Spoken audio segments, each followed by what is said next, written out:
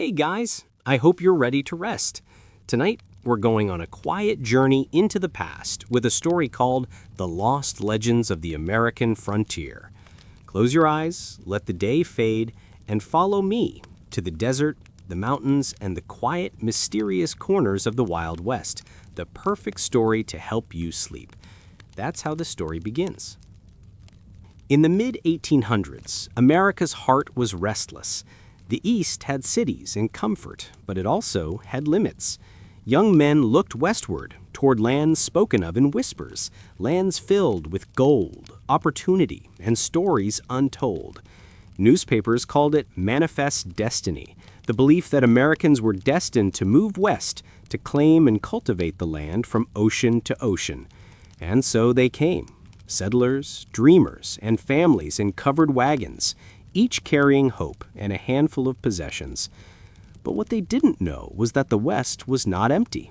It was alive, sacred ground for the Native American tribes who had lived there for centuries.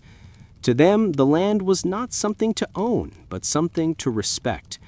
The collision of these two worlds, one seeking to conquer and the other to protect, created a tension that would define the Wild West forever. Then came 1848, the year that changed everything. News spread like wildfire. Gold had been found in California.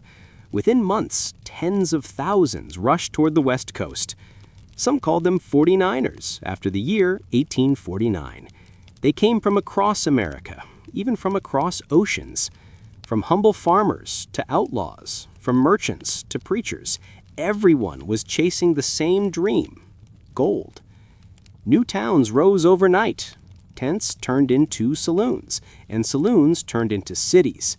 But for every man who struck gold, 100 lost everything. And some vanished under mysterious circumstances. Their trails ended somewhere between the mountains and the mines.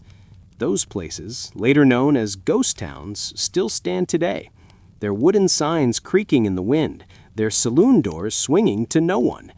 On certain nights, it is said that you can still hear voices, men bargaining, arguing, or laughing as if time itself refused to let go. As gold fever spread, another figure began to roam the land: the cowboy. They weren't heroes at first. They were cattle herders, horsemen, and drifters, moving livestock across miles of open plains. But over time, they became the symbol of freedom, men of grit, loyalty, and a quiet code known only to them. Never cheat your partner, always keep your word, and never turn your back on a friend. Yet behind every code was a secret life. Some cowboys doubled as bandits. Others disappeared into the desert, never seen again. Legends grew, whispers of hidden treasure, mysterious outlaws, and strangers who could outdraw lightning itself. The line between truth and tale blurred, and soon the Wild West became more than history. It became myth. But no story of the West is complete without the tribes who lived there long before the frontier began. The Sioux, the Apache, the Cherokee, their songs echoed through the valleys. They watched as railroads cut through their sacred lands and as settlements rose where their ancestors once prayed. Yet their spirits never vanished. Many settlers told stories of nights when fires flickered strangely, horse tracks appearing out of nowhere, and distant drums that seemed to come from beneath the earth. Some said it was imagination. Others swore it was the land remembering, the spirits watching, waiting, protecting what was left. In the spring of 1853, a small group of prospectors set out from Nevada City, California. They carried pickaxes, mules, and a single belief that fortune favored the brave. Their leader, Elias Turner, was a former blacksmith turned gold hunter. By his side was Jonas Pike, a quiet man who kept a weathered map tucked under his coat. He claimed it was drawn by an explorer who had once seen rivers glittering with gold deep in the Sierra Nevada mountains. For weeks, the group ventured deeper into the wild, crossing canyons and valleys that weren't even on most maps. Locals later said the men were last seen near a steep ravine the tribes called the Valley of Shadows. But the land had other plans. When supplies ran low, Turner's group set up camp near a narrow gorge, a strange place where compasses spun without direction and voices echoed longer than they should. One of the men, Samuel Briggs, wrote in his journal, "The nights here are uneasy. The wind sounds like whispers. Jonas says the ground moves after dark." That was the last entry ever found. Weeks later, when a search party finally went after them, the camp was deserted. Tools scattered, fires burned out, and the men were gone. All that remained was Jonas's torn map, stained with something dark, and a single word written across the corner: "Beware the Gulch." When news reached Nevada City, no one could explain what had happened. Some believed the group met with foul play. Others whispered that the land itself had swallowed them. As years passed, prospectors avoided that ravine, calling it Dead Man's Gulch. But strange things continued. Travelers spoke of flickering lights deep within the canyon, as if lanterns were still moving in the dark, searching for something they never found. A few who dared to enter claimed to hear hammering, the faint sound of picks striking rock, and sometimes a man's voice whispering from nowhere, "Keep digging." Nearly 100 years later, a rancher named Thomas Leland discovered a rusted tin box buried beneath the sand near the old canyon. Inside was a torn journal page and part of a map, the same layout historians recognized as Turner's expedition route. But what baffled everyone was the note attached to it. "Gold still sleeps under the gulch. Do not wake it." The handwriting didn't match any of the original miners. It looked newer. Historians, treasure hunters, and even online researchers have debated this mystery for decades. Some say Turner's group discovered an underground vein of gold, and their disappearance was no accident.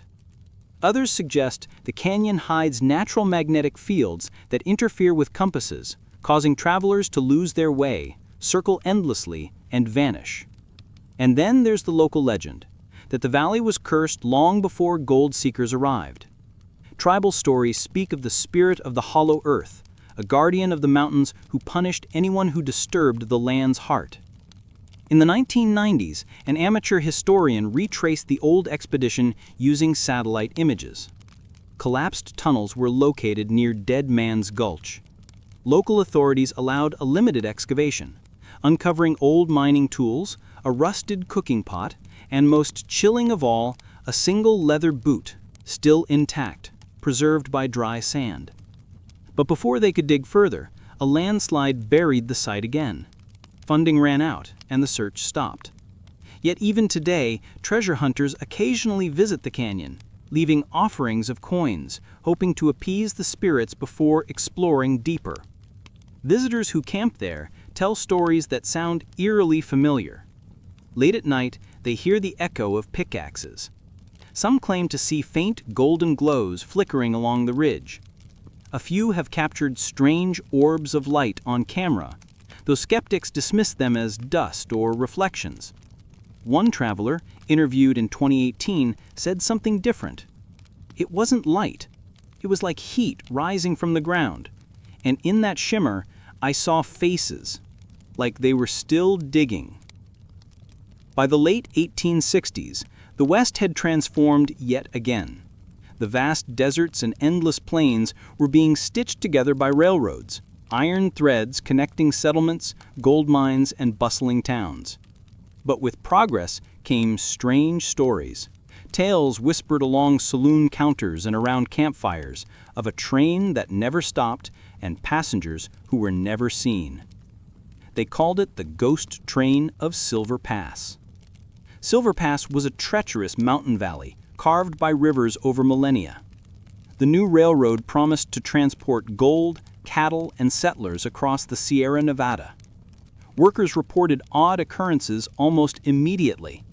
Rails that seemed to bend at night, tools disappearing, and strange lights flickering along the mountain ridges. Locals say the train simply vanished.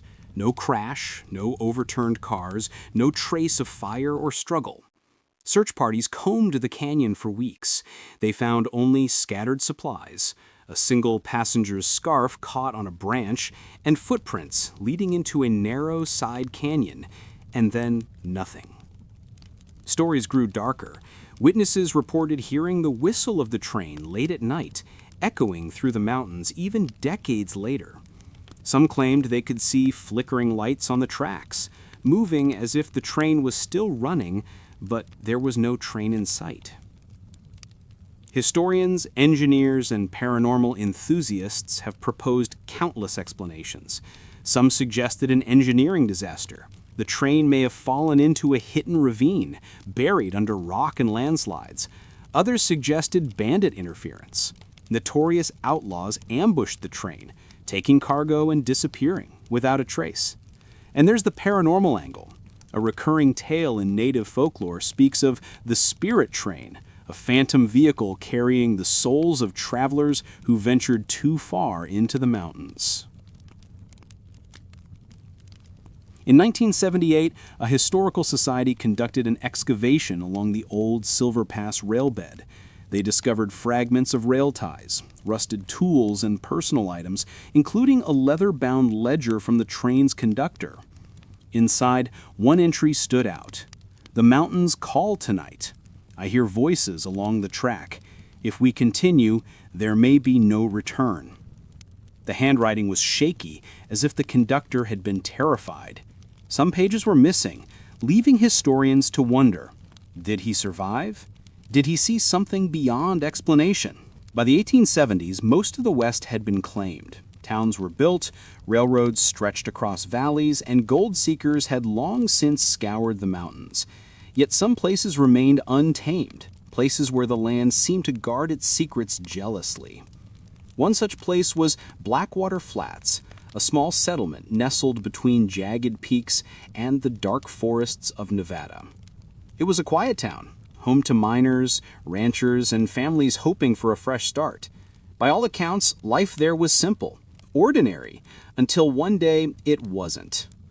It began subtly. Livestock were found wandering, tools were left on porches, fires burned low in hearths unlit by dawn. Then, in a single morning, the town had vanished. Historians later pieced together letters and diaries. Residents had left hastily, some leaving meals uneaten. Footprints disappeared into the forest, as if swallowed by the earth. Personal belongings were left behind. A child's toy, a miner's pick, a ledger filled with accounts. There was no storm, no record of disease, no clear reason for evacuation. The land seemed untouched, almost deliberately in its secrecy. Among the few artifacts recovered was the journal of Mary Caldwell, a schoolteacher. In it she wrote, "The nights feel alive here. The wind whispers names we don't know. I see shadows moving where no one should. We must leave before it's too late." The rest of the journal ended abruptly, pages torn and missing. Blackwater Flats quickly became the centerpiece of frontier myths.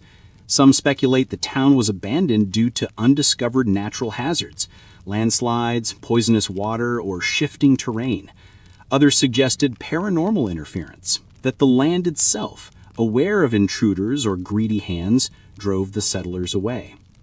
Online communities and history forums continued to debate, were the residents warned by native spirits? Did some mysterious event force their disappearance? Or was it a slow psychological unraveling, recorded in a few final pages of Mary Caldwell's journal? Whatever the explanation, the town was never repopulated, and nature gradually reclaimed it. Blackwater Flats, Silver Pass, Dead Man's Gulch. Each story reminds us that the Wild West was more than gold, cowboys, and railroads. It was a land alive with mystery, where ambition met danger, where human courage and fear coexisted, and where the line between reality and legend blurred. These tales endure because the West itself endures, in the canyons, the deserts, and the silent forests that still hold its secrets. And sometimes, if you listen closely, you might hear the whispers of miners, the echo of trains, or the faint steps of those who never returned. The American West was discovered, explored, and settled. But some stories will always remain beyond reach, haunting the mountains, guarding their treasures, and whispering to anyone who dares to uncover the truth. The West may have been tamed, but its legends, those will never die.